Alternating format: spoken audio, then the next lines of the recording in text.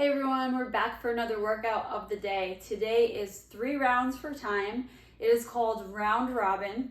We're gonna do 10 box jumps, 20 sit-ups, 10 slam balls, 20 ab twists, 10 Bulgarian split squats, and 40 double unders or 80 singles. So we're gonna go through all those movements and the modifications, and then you can get started. All right, so our first movement is going to be the box jump. So we're gonna set up at our box, we're gonna be facing the box nice and close, and we're gonna jump with 2 feet onto the box. Our full foot is going to land on top of the box, and then we're gonna stand up at the top. So we can step back down, or we can, oh, sorry. I already said step back down, or we can jump back down. So a few things to keep in mind is make sure when you're jumping onto the box, you want to jump as high as you can, so you're landing no more than a quarter squat. We don't want to be landing in that full squat and then standing up. One, we're not really engaging the legs the way we want to. We're also putting a lot of pressure on our knees and hips when we land like that. So we want to land nice and tall. It's going to also force our legs to have more leg drive to jump onto that box, which will help us with other movements like cleans and snatches and so forth. So the other thing to keep in mind is, again, we want to make sure we're not hanging off the box. We want that full foot to land on top of the box, and we want to make sure we stand fully up at the top. So modifications, we can lower the box, we can stack plates to a height we feel comfortable with. We can also do step-ups, but with step-ups, again, we want to make sure our full foot is on the box. We want to use this leg and this leg only. We don't want to be pushing off that leg on the floor. And we want to stand up, and when our leg is completely straight, that's when we go ahead and put the other foot on top of the box. We don't want to be putting our foot on top of the box there. We really want that leg to get the most out of it. And the same thing when we switch legs, that's going to give us the most muscle work in that leg at a time. If you don't have a box, it's okay, you can do jumping squats. So with jumping squats, we want to make sure our knees are coming out in that squat, our chest is upright. We're going to come all the way down and jump at the top, like that. Our next movement is going to be our sit-up.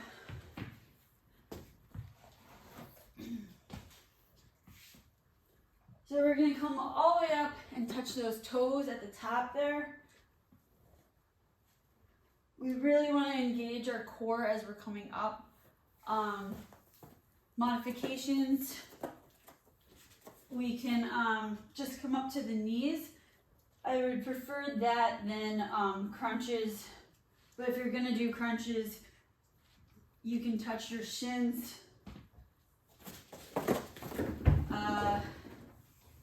No hands behind the neck. We don't want to be straining our neck forward.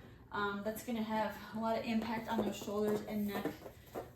That's just unnecessary. So make sure wherever you're putting your hands, whether it's across your chest or you're using your hands to touch your toes or knees or shins, just make sure it's not behind your neck.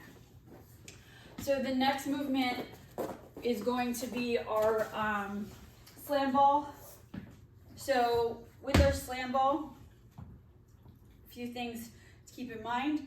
Again, we want to make sure our core is engaged the whole time. We're going to grab the slam ball with 2 hands. So the 2 hands are going to be on either side. And when we come down, we want to be in a squat. So when we come down, our knees are coming out, our chest is up. We're going to grab the slam ball with 2 hands.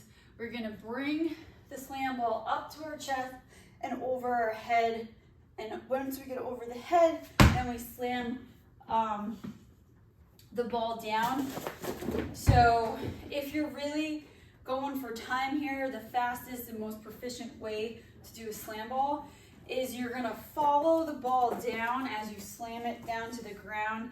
And when it has that slight bounce at the bottom, that's when we wanna grab it and go back up with the ball. So again, we're coming down, 2 hands, come down, follow the ball down. On that bounce, we're gonna pick that up. So again, we're always coming down.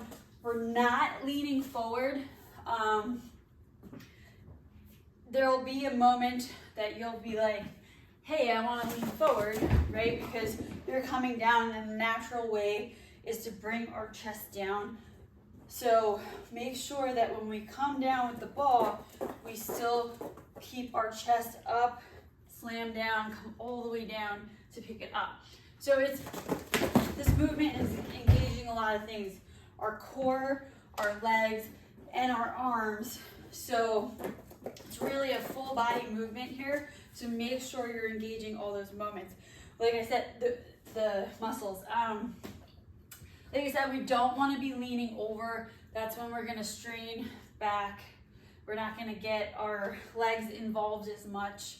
So make sure you get in that squat position.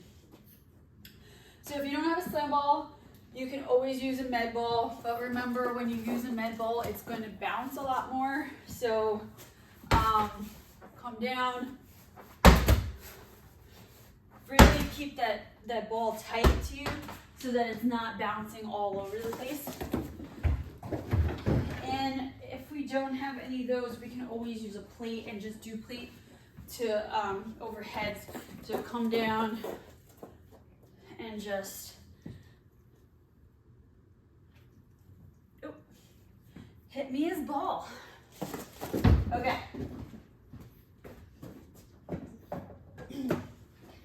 The next movement is going to be our ab twist. So just a quick, just gonna go over quickly where our body should be. So we want your legs off the ground. The only thing that's on the ground is gonna be that butt. So you're gonna lean slightly back. So you're gonna create like a V position here.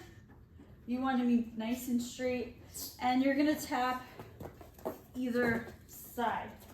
Now you can just do that, or you can yeah, you're in the way.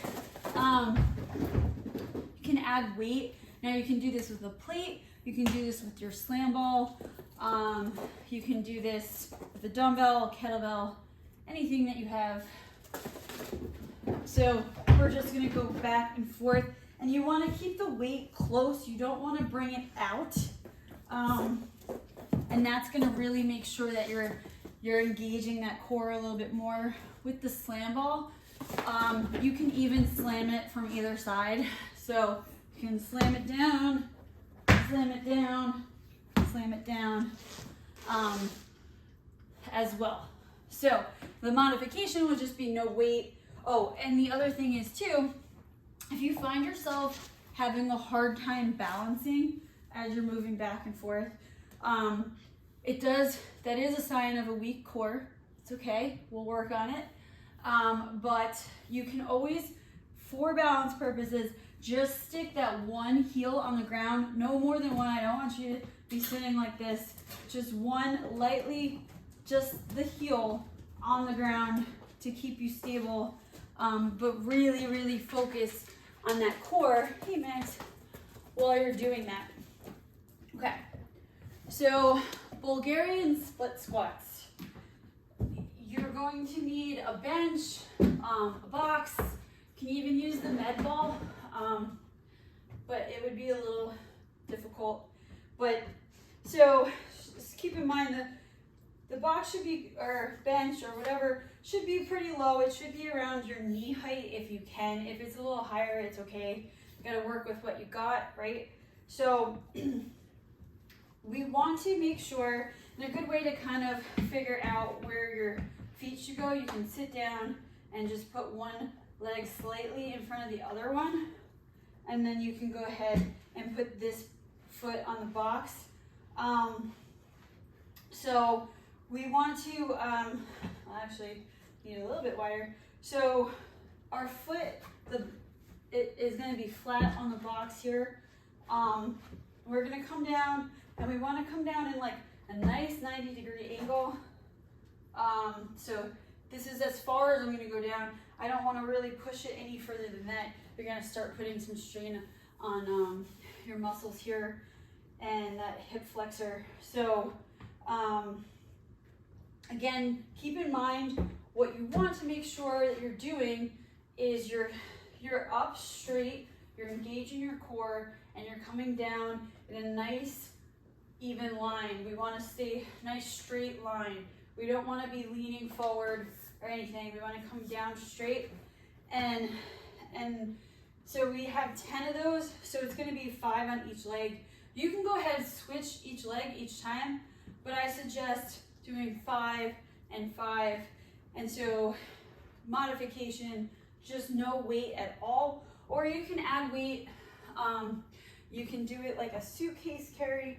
So on either side, really pull those shoulders back. You want to be like pinching your shoulder blades together and come down, and don't let that weight pull you forward. You can also hold it here. You can also use your slam ball as well. If we're just not ready for the Bulgarian split squats, you can go ahead and just do lunges, either weighted or not. The last movement is going to be our double unders. So that's our jump ropes, where we're passing the rope underneath our feet twice before landing. If we're not quite there, you can try a few. You can alternate between doubles and singles. But if you're completely just doing singles, we're gonna double that number into 80. It's just regular jump ropes. If we don't have a jump rope, we can do jump taps, which is just simulating the same movement without the jump rope. So we're gonna come up and tap twice before landing. And that's the same rhythm that we would be using when we're doing our double unders. So that is the workout for today, and good luck, guys.